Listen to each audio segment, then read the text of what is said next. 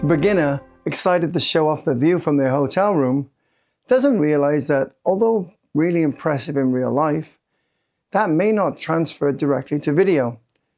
So he pans around and tries to capture it all, but the movement is just too fast and jerky. The more experienced person will take a look around even before getting his camera out. We can see people that have hung their clothes out to dry on the balconies, so we need to be conscious of that. And we want a few shots that will show off the view to the best of its advantage.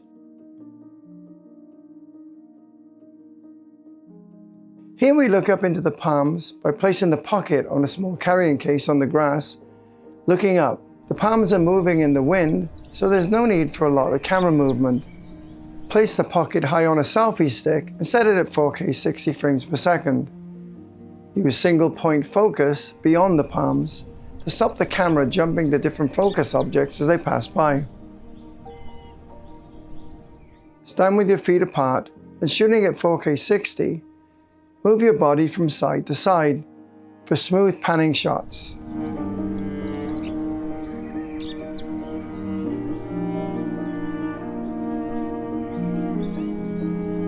Now with this plant in the foreground, we move further back from the buildings and we get a nice composition and depth to our shot of the whole grounds.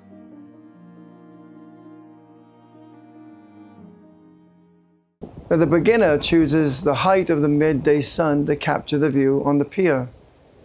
With harsh sunlight and shadows, this is probably the worst time to film. The more experienced filmer knows that early mornings or sunset not only has better lighting, but also has much less people around, which makes for a better composition. And with a few simple shots, that shows off the vast view.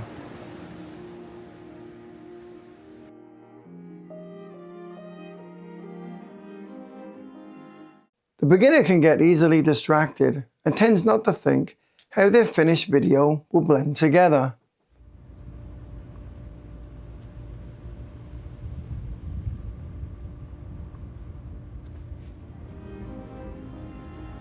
Now the more experienced shooter looks for interesting angles and tends to shoot a few shots that'll blend together well in the finished video.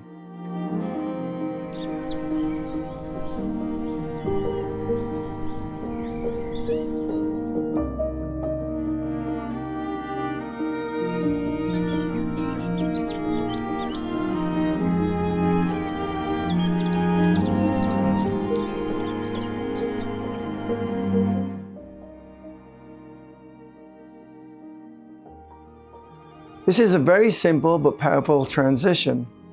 Using the guidelines on your Mimo app, line up the building or an object. Here we line up the balcony on the left and the horizontal line along the pink and blue building. We can take a screen grab from the Mimo app or some photographs so it gives us a better reference for later. Now come back later and shoot the same thing. And then in post, line them up. Use a simple crossfade, and this is a powerful transition that helps elevate your video.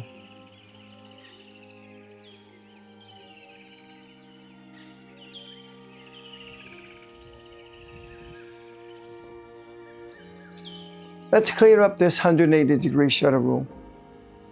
The shutter speed controls motion blur.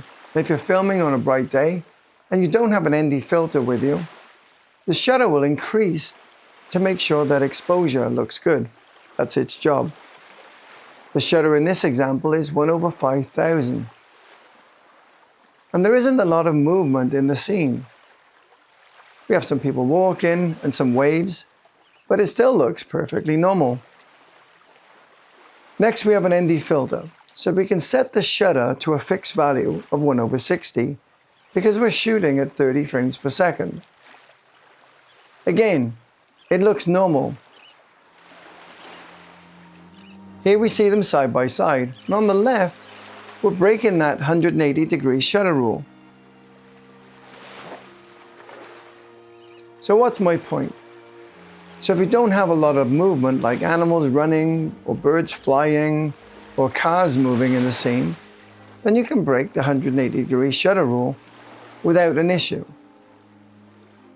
Here we have another scene with palm trees moving around in the wind, one with a shutter of 1/4000,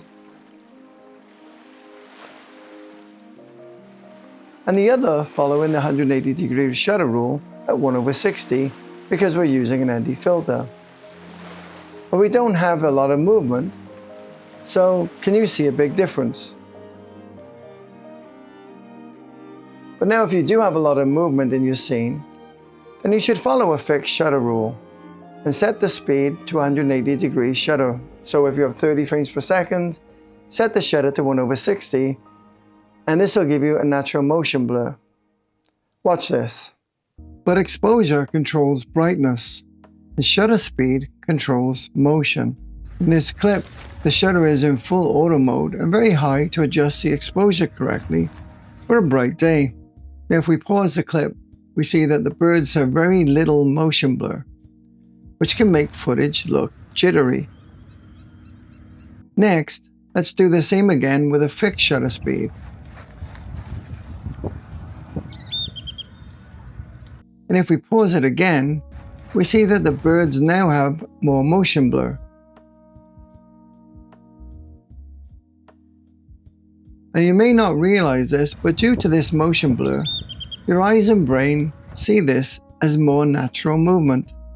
Now if you want more information on this and go a little bit deeper, watch this video over here, and the link will be in the description below. Now I want to point out that although we hear it all the time on YouTube, not everything has to be cinematic. A lot of videos that I watch are people filming their day-to-day lives or travel videos, and that can be done just with filming in full auto mode, with the Pocket, an action camera, your phone, or full frame camera setup. Whatever captures your audience's attention through storytelling and the experience, or even the tips and tricks that you're trying to portray over to them. So do what fits your style and audience. Either way, the point here is just to have a little bit more thought as you film. Because no matter what type of video you're creating, whether it's a travel vlog or a cinematic sequence, there'll be some post-editing involved. So film with that in mind so that it makes your editing process a lot easier in post. So in the next couple of videos coming up, we'll dive into more beginner versus pro techniques, which includes the famous ninja walk, and is there a best way to do it? Before, you want to hunch over, right? You shouldn't look cool, you should be hunched over when you're doing it. Do not walk like this with your gimbal. Instead, stand upright and use the heel to toe method. So subscribe so you don't miss it. And also, I'm going to show you what happened when I got too cocky while trying to film some waves hitting the rocks and totally got wiped out and soaked. Not just me, but the Pocket 3 completely. So was the Pocket 3 destroyed? It was covered in seawater and soaking. You'll have to subscribe to find out. And these videos are coming soon. Okay, if you want to learn more about filming with your camera, watch this next video here, and thanks for watching. And I'll see you next time.